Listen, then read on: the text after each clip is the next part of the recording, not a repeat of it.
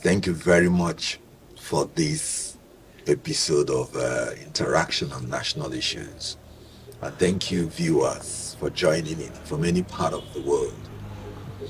You know, Ruben Abatti's statement that Ndi Igbo do not sell land to the outsiders, it's very unfortunate.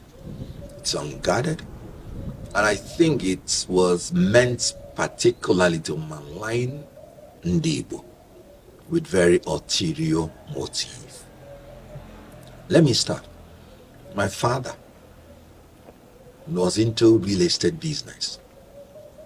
And before the war, a man who was not from my town bought a land, had his documents. After the war, the man did not know where the land was, did not have any documents. They told him my father was the honest man. Now point the land to him. He came to my father with gifts and all those. My father said, no, I remember you. I'll take you to your land anytime you are ready. My father took him to his land. And the man turned out to be a bank manager. And he told my father, so it is really true. We still have honest people. Yeah, he is now going to facilitate a loan for my father to improve his business. And that was how my father took loan from the bank and nationalized his transport business, which helped him to become one of the richest men in the town during our own time, because he sold land to somebody who is not from our town.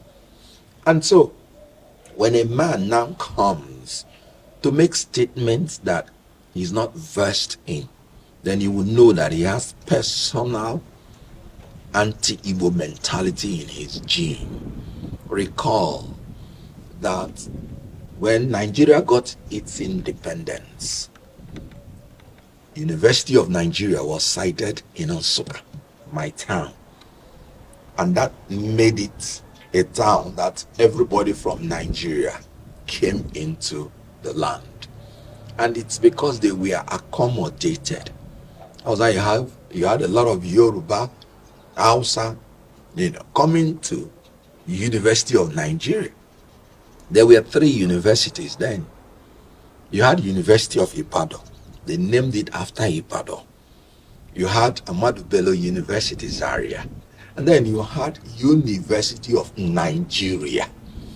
So would a town, would a people that have been pro-Nigeria from beginning begin to discriminate as to who to sell land to? Would a people whose article in trade is buying and selling begin to discriminate when they want to sell their land? When an Igbo man is dealing in business, he's looking at profit and loss, not where you come from. Now, if Ndi Igbo are doing well in real estate in Lagos and doing well in real estate in Abuja, where did they learn it from?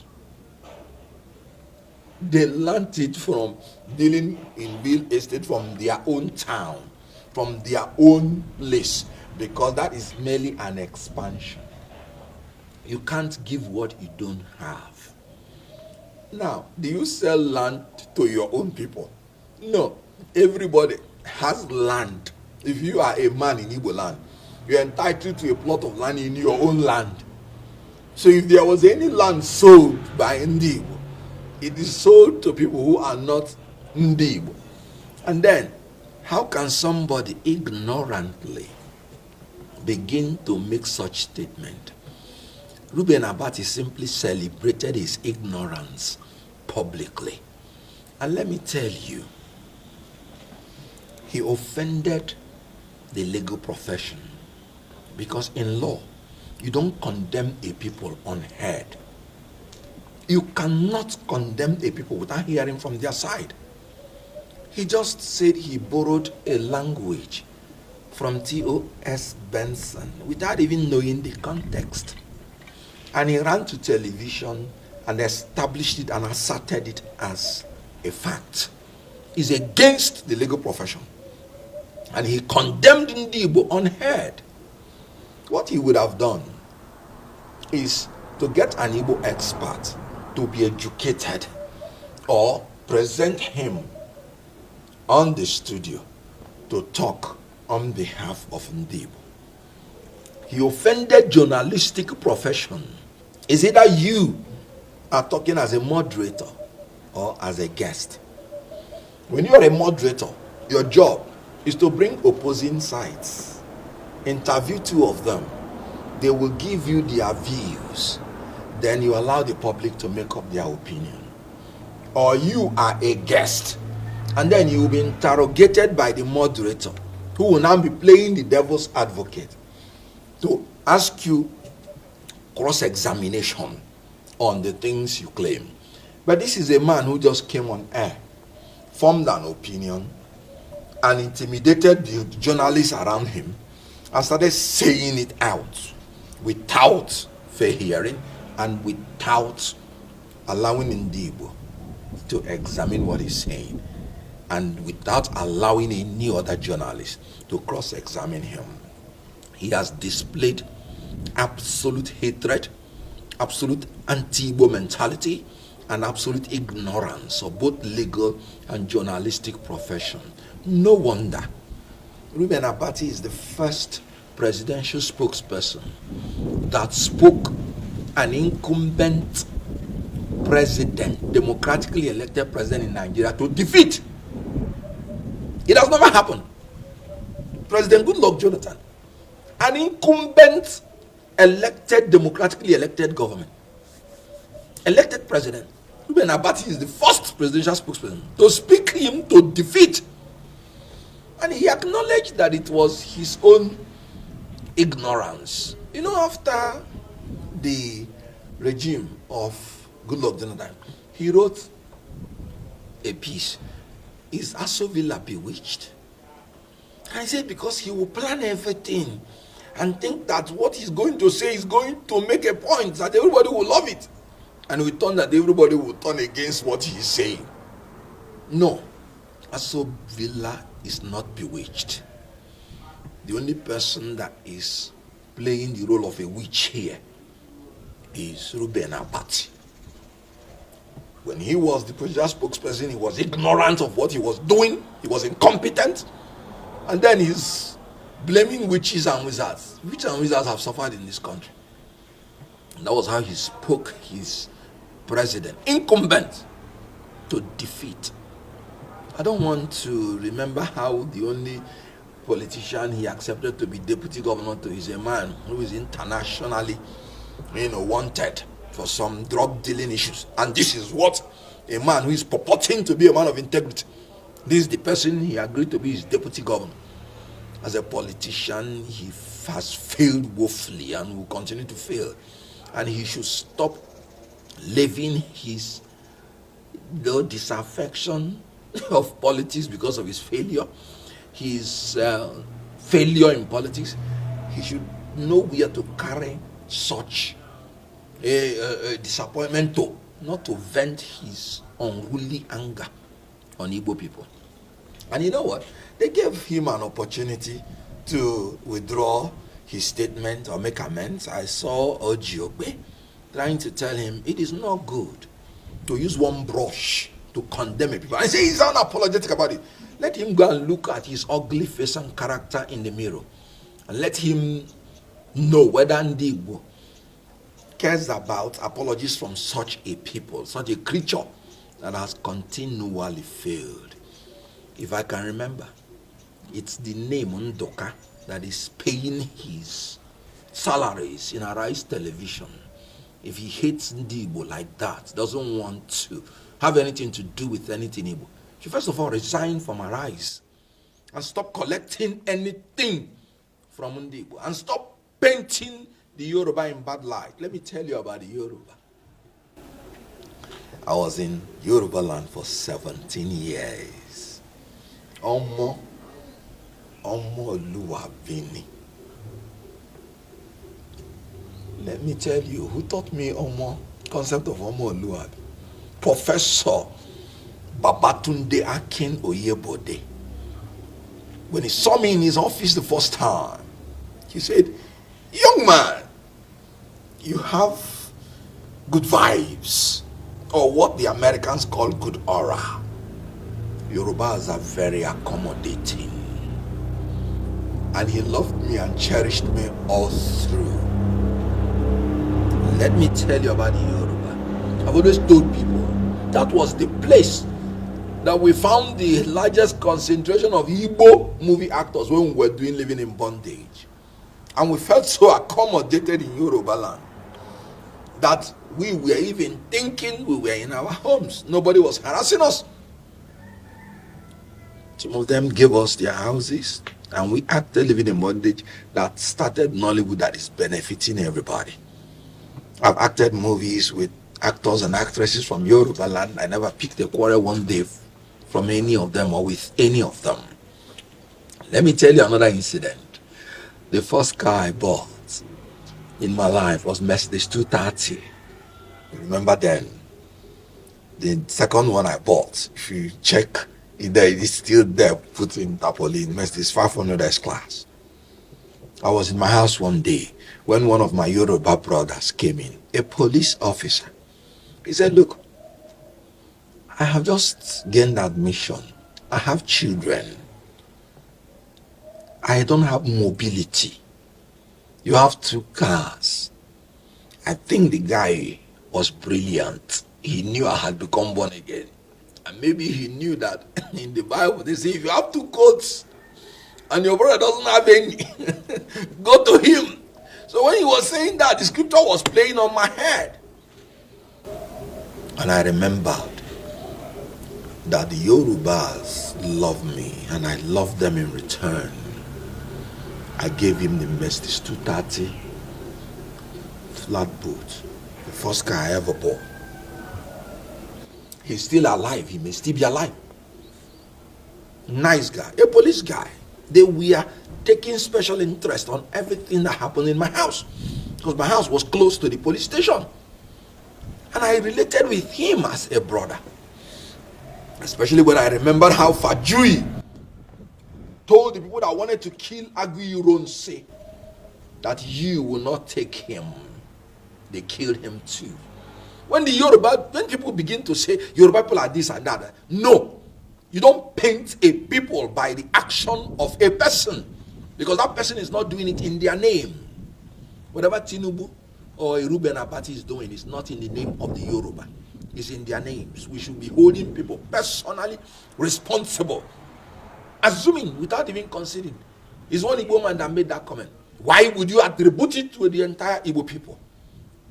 If an Igbo person say, I don't want to sell my land to you, why would you go and say, Ndi Igbo, do not sell land to the strangers? How then are they very good astute business people? Let me tell you another thing that happened. For you to know the love I share with the Yoruba. When I went in to read for my master's in international law and diplomacy, all the Yoruba in my class, majority of them, they came together and said, I was going to be their president. I thought they were joking. Because there was an alumnus of University of Lagos that was there who was interested in that post. But they said, no. We have seen in this man, the little days we have been with him, that he has the intellect, the character to be a good leader. Another Igbo man was interested.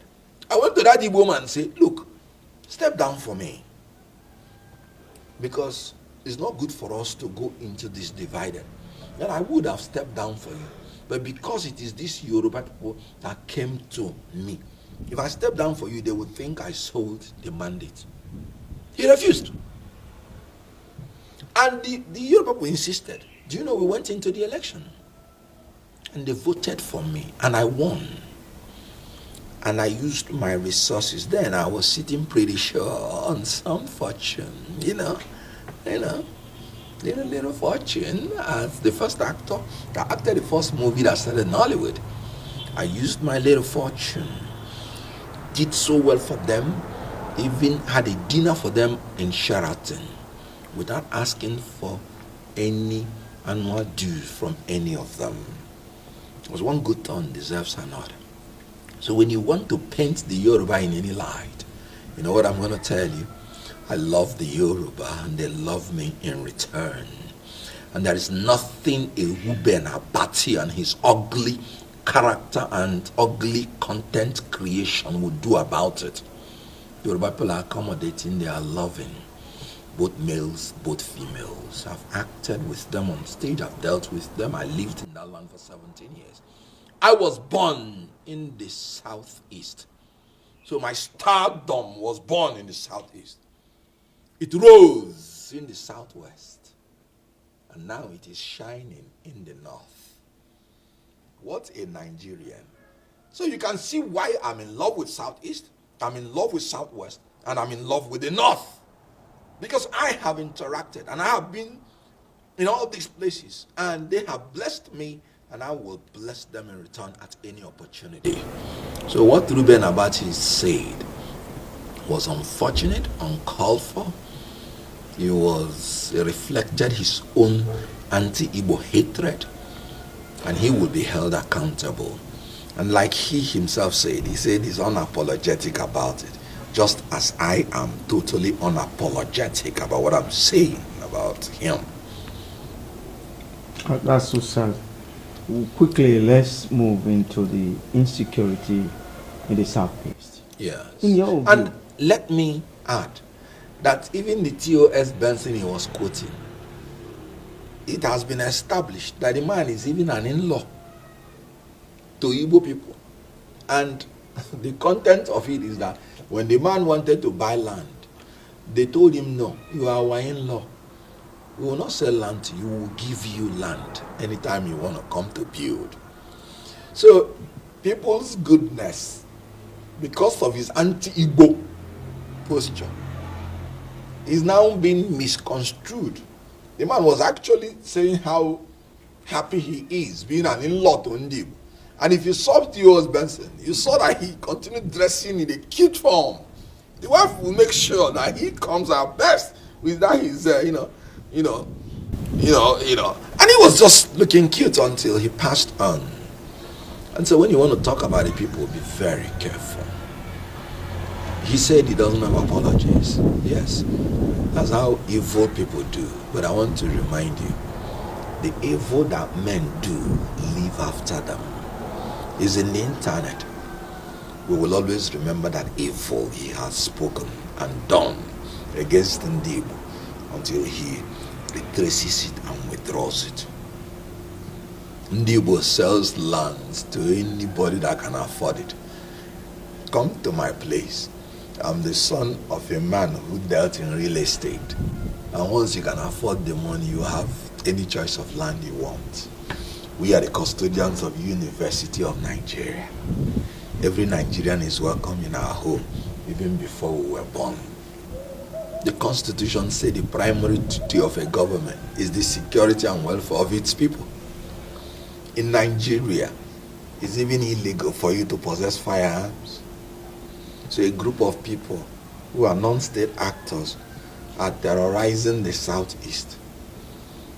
And all the police people are doing, the security agencies, to establish roadblocks from Enugu to Onitsha. 45 minutes drive, you have more than 30 roadblocks. They are roadblocks of extortion. And yet they are saying insecurity in the southeast. How possible? You don't give people, you don't even give a state government the power to defend itself. People are ordered to stay at home. And when any of them comes out, they will be shot down. They will be killed. And you, the government, you are not providing adequate security.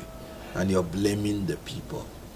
Let me ask you, how many times have they blamed Northeast for the insecurity visited on Northeast by the insurgents? How many times have they blamed Northwest for the banditry, for the terrorism, for the robbery, for the insurgency that is going on in the Northwest? Farmers' headers clash in the North Central. In the Southwest, you saw how many traditional rulers have been killed assassinated. In the South, you still hear about oil thieves. How many times do they blame those citizens for being the cause of the insecurity? And those ignorant men, those incompetent men in government, those anti-Igbo people with anti-Igbo sentiments, they would want to blame Igbo for the insecurity in the Southeast. When IPOP started, it was the Southeast governors that came together for the first time to prescribe all the activities. No other governors of any of the geopolitical regions have ever done that. Yet they're opening their mouth to say the insecurity in the Southeast is caused by the people of Southeast. No, it is caused by the incompetence, corruption of the ruling elite. Since 1999, nobody from the Southeast had become president or vice president, so how could it have been caused? This insecurity in the Southeast is not the worst in Nigeria.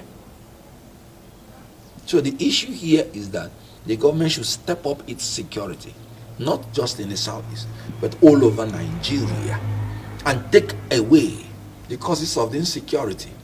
And of course, you cannot rule out the fact that poverty is part of what is creating insecurity, because human beings must survive. So the government should improve the socio-economic welfare of Nigerians, and they should make more investment in modern technology of fighting. You don't fight with bayonets or horses anymore. You go on the modern technology and you ensure that you remunerate the security agencies very well, so that they will fight insecurity and we will have peace.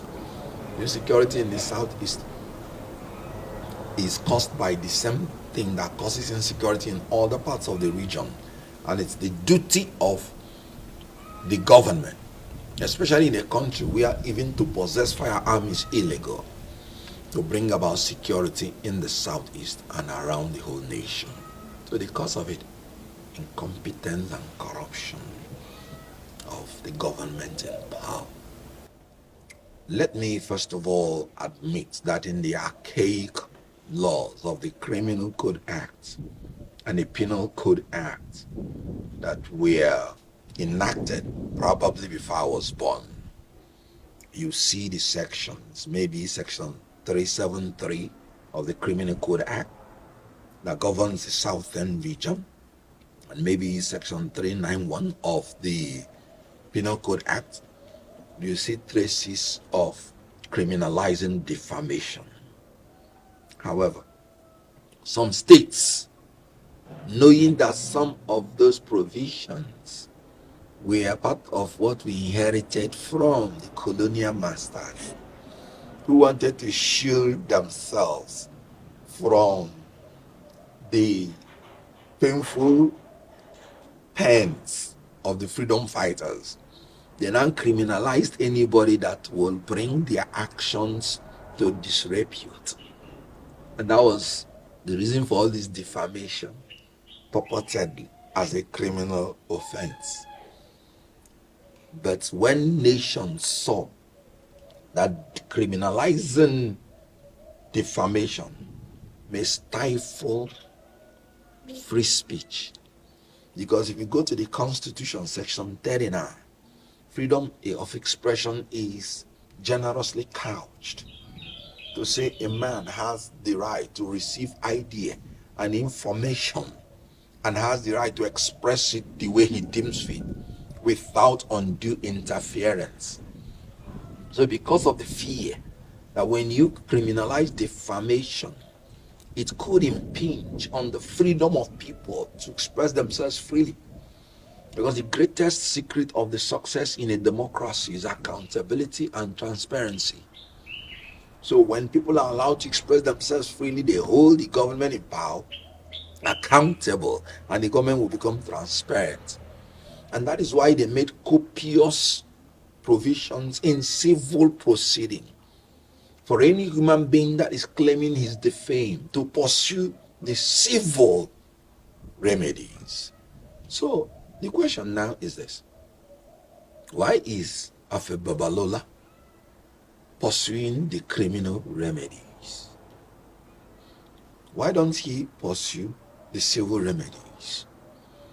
In the civil remedies, the two parties will bring their reasons why they made the comment, and an independent and impartial judge will look at them dispassionately and reach a judgment.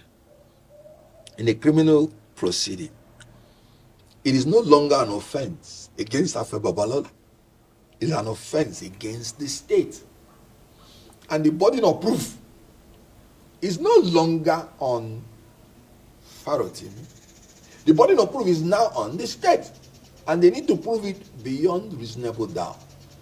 Farotimi has the right to remain silent until after the trial without saying anything. So taking him to a criminal court, where even in the modern law of Ekiti State, they have jettisoned defamation, I want to presume, in their state laws as a crime. Lagos has jettisoned it. Now, I was worried about the statement from Afe Babalola Chambers that if Farotimi can prove himself, he will be released. That has actually portrayed them as colluding with the security agencies, because it is not in their power to release. So confessing that if Farotimi says this, he will be released, is trying to say that they are in collusion with the security agency, that they have the power to detain him and release him. That's the implication. Confirming our fears that this is an intimidation. Why arrest Farotimi before you conclude your investigation? The Supreme Court has made it clear. You don't arrest a man and run around for investigation. You would have concluded your investigation, then you will arraign him in court. Then why go to court to get a remand order to remand him in prison?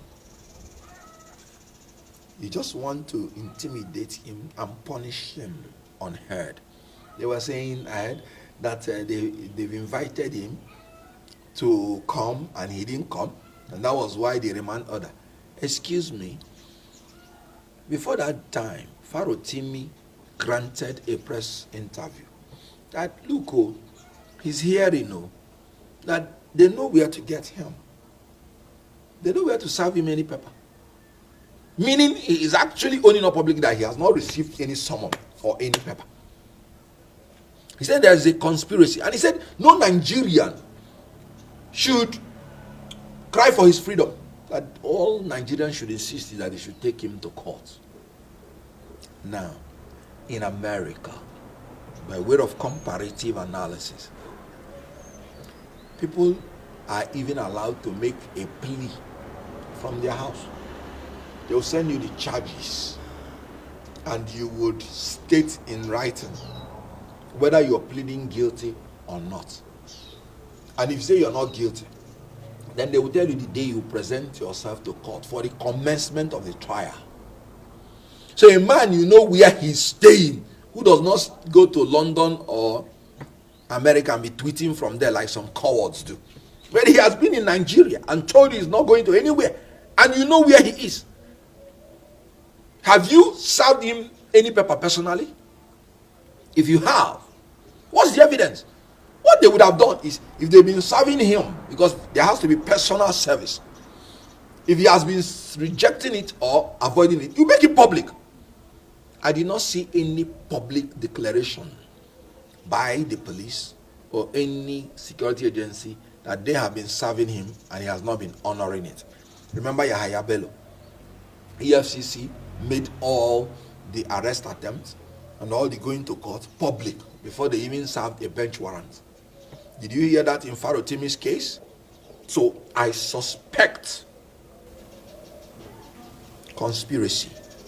And then the Afe Babalola Chamber confirmed when they say, if he proves the allegation, sorry, in criminal proceeding, it is the prosecutor that will prove all the allegations beyond reasonable doubt. So if they wanted Farotimi to prove whether what he's saying is true or not, they would have gone through the civil proceeding, where they will now allege defamation, and Farotimi would justify that it is not defamation, that it is the truth. They are the facts. And then they did not go through that procedure, and that is what is making us to conclude reasonably that that is an attempt to intimidate, to frustrate, and manipulate Nigerians and punish Farotimi for his political stand on issues without giving him fair hearing. He said he's a victim of Nigeria. I agree with him. So what they would have done is that they would have filed the charges publicly, told Farotimi, come and defend yourself. He comes to court on the day, defends himself, and then the court will decide. Why remand him? Anytime you start remanding anybody, you've already started punishing him. And nobody has any power to punish anybody except the law court. And every law court is expected to act judiciously and judicially. That remand order is unjust and is calculated to punish without fair hearing. So, my take of a Babalola chamber, through the confession of the chamber, that Farotimi, if Farotimi proves himself, he will be released.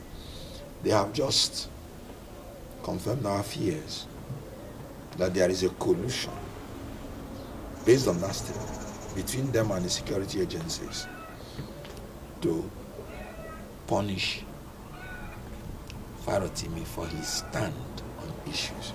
And of course, the security agencies are under President Tinubu. President Tinubu, you remember, ordered the release of those children that were illegally detained. So he ought to have immediately ordered the release of Farotimi so that it does not portray his government as using the security agencies to intimidate political opponents. Because that's where I will conclude it on.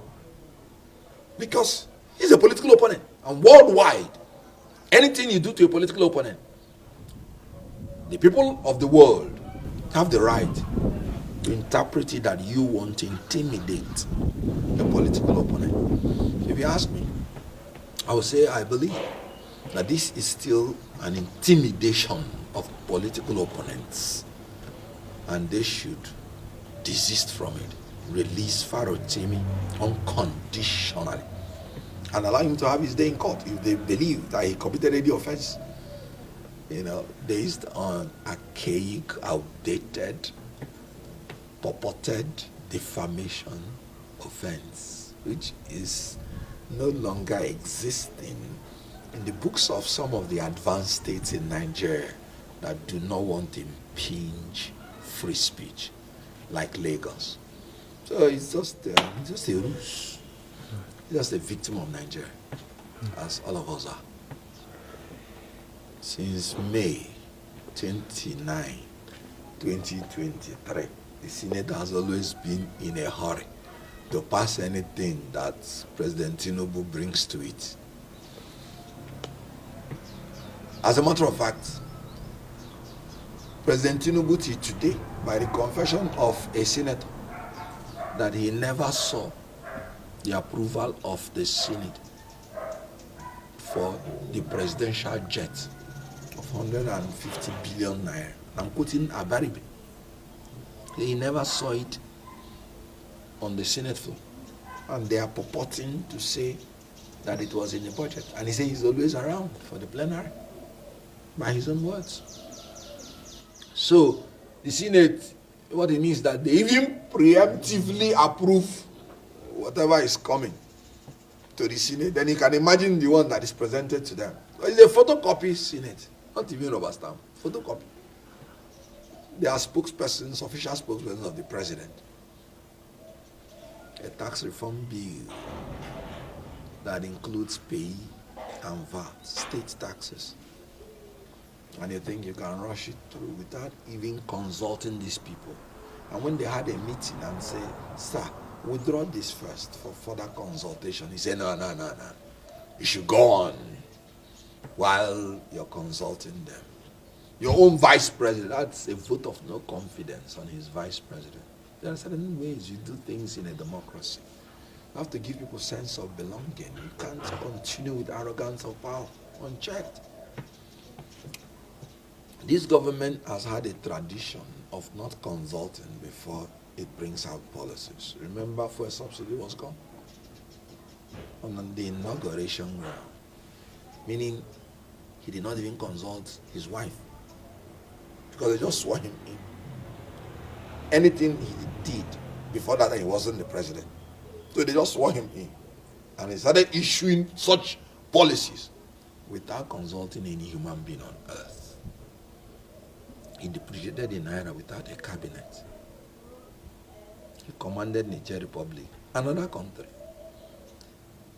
The junta must step down or face being removed within 7 days. Born in politics, say less and do more. He blocked the whole 7 states of the north without even consulting any governor from there to weigh the cost-benefit analysis. After many months, what did he achieve? Reduction of Nigerians' image in the world community because he was able to carry out none. He did not even consult the Senate that has the approval before you can use the military outside Nigeria before doing the loud boast. So these governments enjoy saying more and doing less.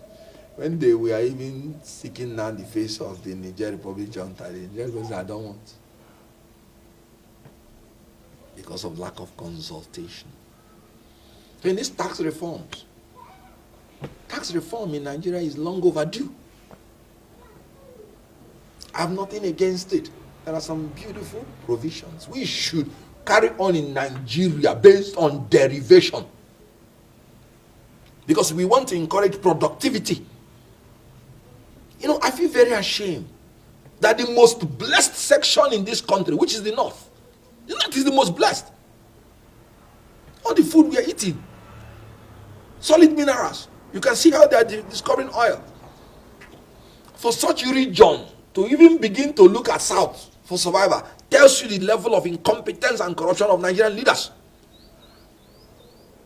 Because they are so blessed in everything. You know, because they are strategically located between the rainforest of the South and the Sahara from the Sahara Desert. So their land is neither too much in this side or too much in this side. Very, very fertile land without fertilizer. So such a region is the region that will be insisting it must be based on derivation. And they just go to look at their land and bring out the beautiful lithium, gold, flowing like a river in the north. They don't need to catch cold whenever anybody sneezes. Derivation is the best method to encourage productivity, and I support it 100%. Then the tax reform bill, I think section 146, they said VAT will be increased from 7.5% to 10% to 12.5% to 15%. Where? Wickedness. People are dying of heavy loads, paying for increased fuel, paying for increased tariff, paying for increased this and that, paying for increased presidential jet, paying for increased presidential yacht. And they want to again put the burden of increasing VAT, consumption, on the people. Any provision in any tax that increases the burden on Nigeria by 1 kobo is a bad law and should be thrown away. Other countries in the world, they are reducing their VAT. And Nigeria want to increase everything. You know why? So that they can sponsor their lousy, voracious appetite. That is the only reason. You're riding on presidential jets. You have presidential jets, so just to ride on big one, gold, clothed entrance, gold coated entrance. Those countries outside that cut their cloth according to their size, those presidential jets their presidents are using are manufactured by them. You are a borrower of money. You don't have money. Your people are hungry. And you're living a profligate lifestyle. And you want the people to be the one that you will extort to pay for all those lifestyles. You have 48 ministers. Majority of them doing nothing. And you want Nigerians to be taxed more. So I don't like that provision that says VAT should be increased. Then he should have consulted more and more and more. Democracy is based on dialogue and compromise, at least to give people sense of belonging. Telling the 36 governors and your vice president, go to hell, is not the best way to go in a democracy. So I would have supported consultation so that we would disarm those people who are maybe rightly or wrongly coming against your bill. Because the more you educate people on something, the more aware they are. Some people even went to the extent and said the tax bill is against Sharia and is not existing anywhere. But because of the speed you want to pass it, they'll begin to say there must be something in it. Then some mischievous people will now come and say, this is against Sharia, just to make people to move against it. They say inheritance will be taxed by 24%. How? In my own opinion, it's not existing in the bill. But these are the things that dialogue would have been able to sort out. But I support derivation. I support there should be no increment in taxation on Nigerians.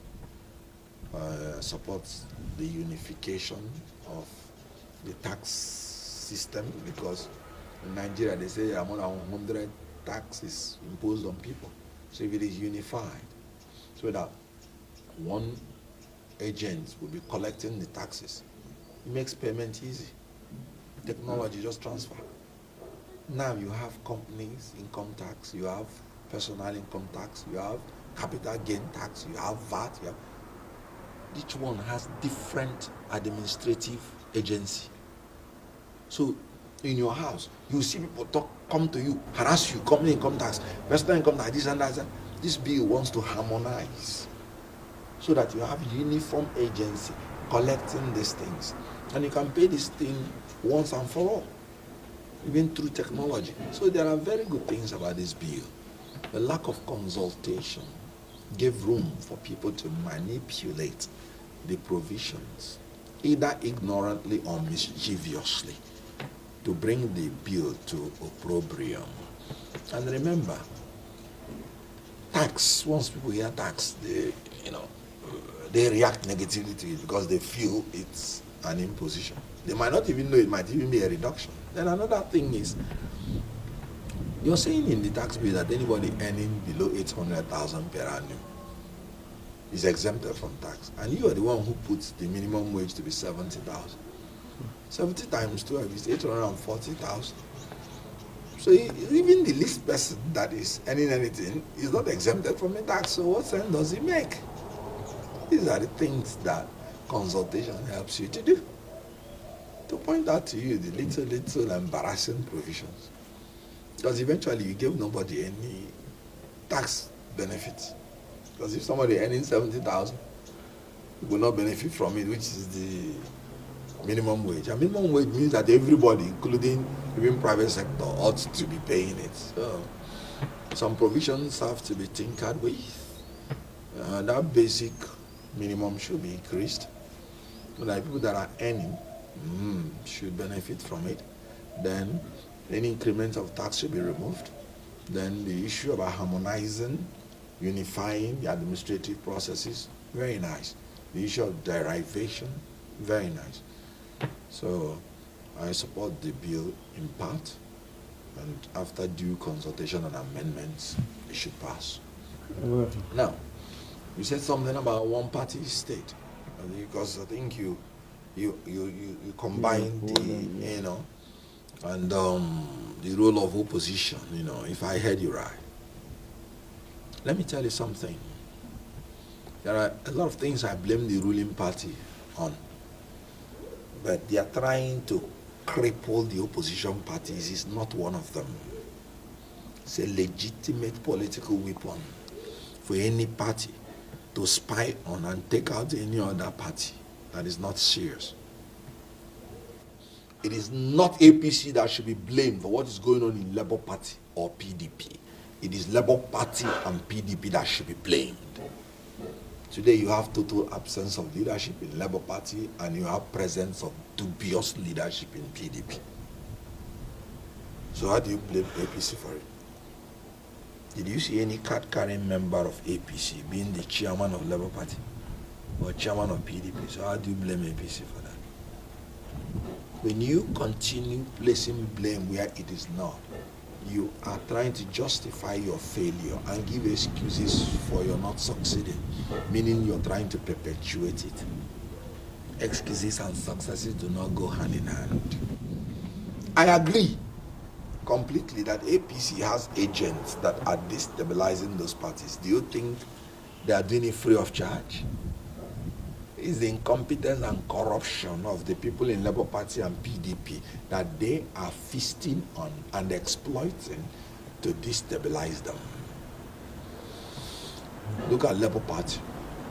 I heard more than 5 of them defected.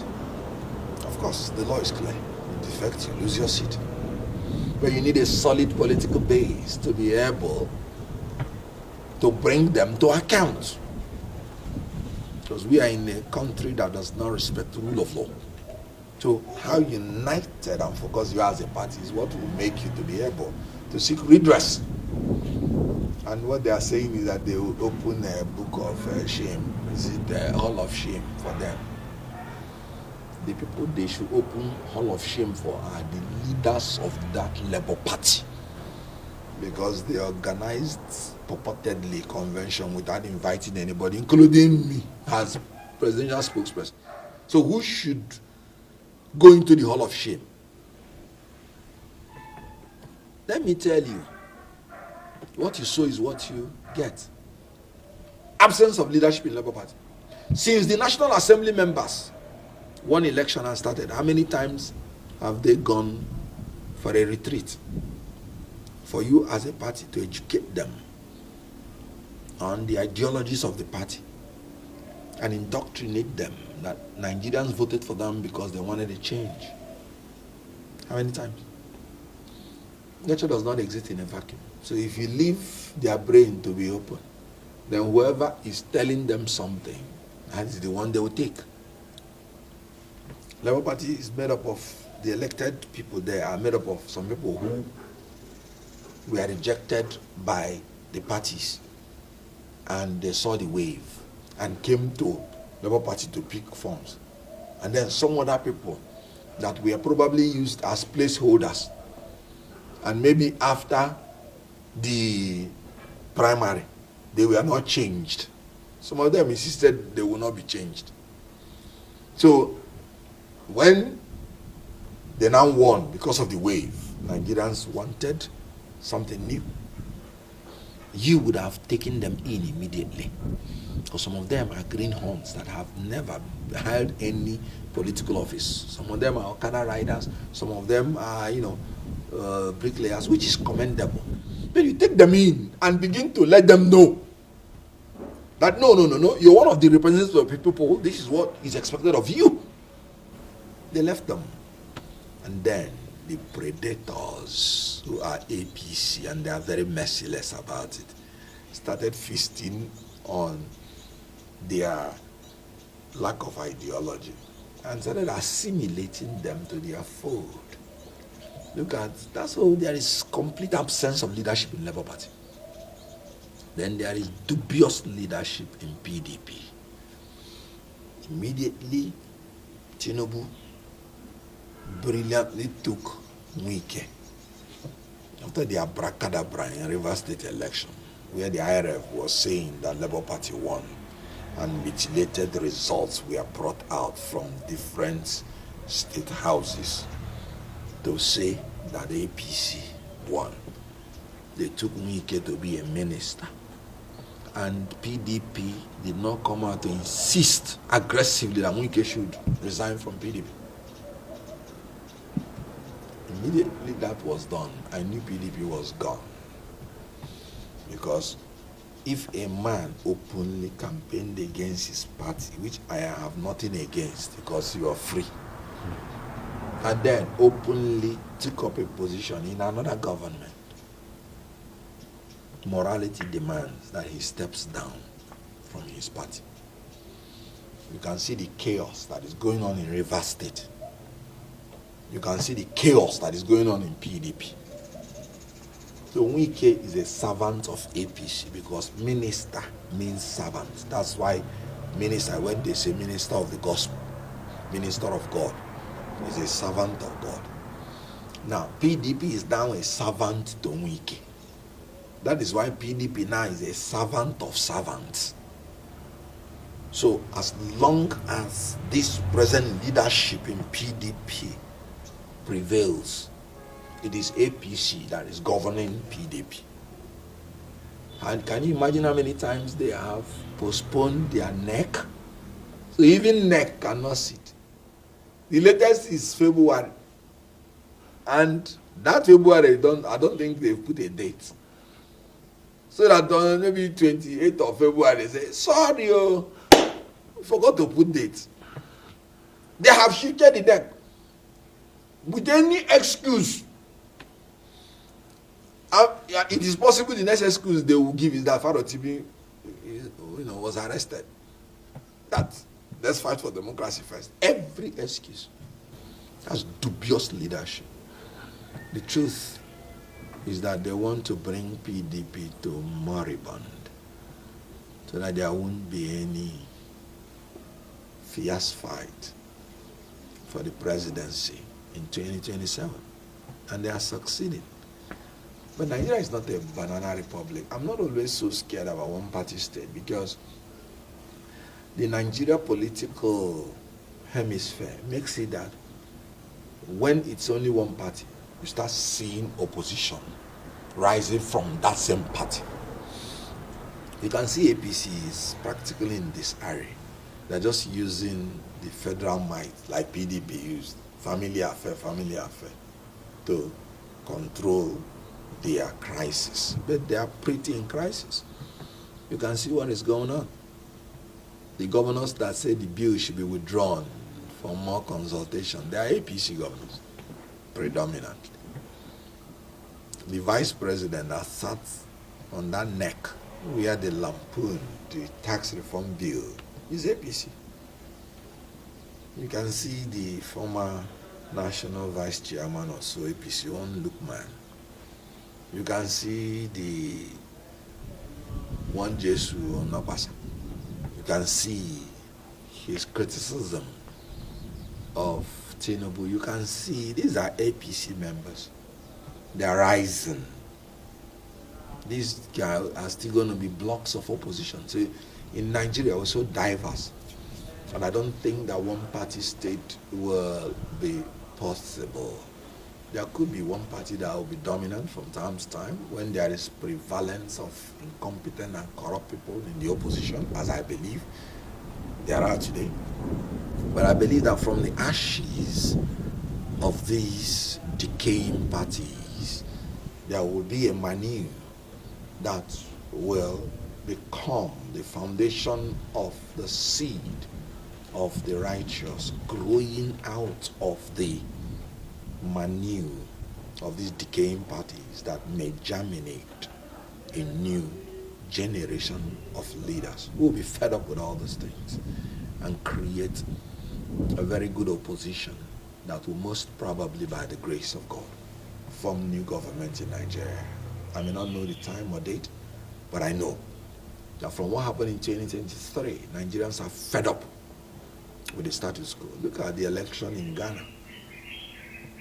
Beautiful. And Yakubu Mahmoud is opening his mouth, commenting on election in Ghana, calling politicians. Politicians would love to rig election even in Ghana.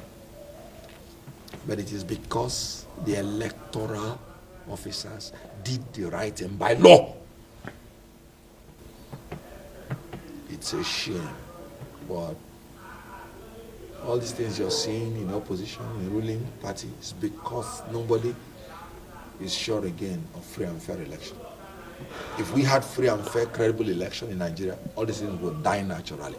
Because every party would want to field capable people, knowing that that is the only criterion that will make them to be voted in by the people. So without it, you'll be seeing all these shenanigans.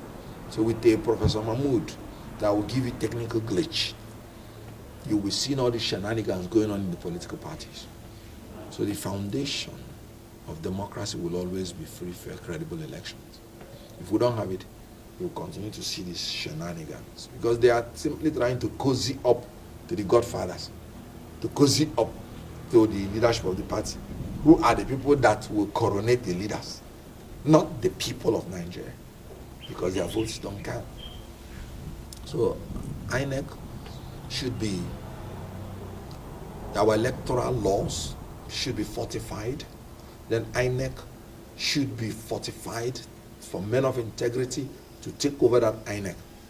As long as a Professor Mahmoud and all those ones are in power, it's a sham. Because what happened in Edo State? They are now saying even the back end, by our tenor insights, have been tampered with in beavers. And those Itachidoka made it clear that anybody going into election under this atmosphere is mad. I said it before that our electoral jurisprudence has been overthrown, and with some judicial connivance, it is dead. So we have to start afresh without a Professor Mahmoud. So that's just the situation we found ourselves.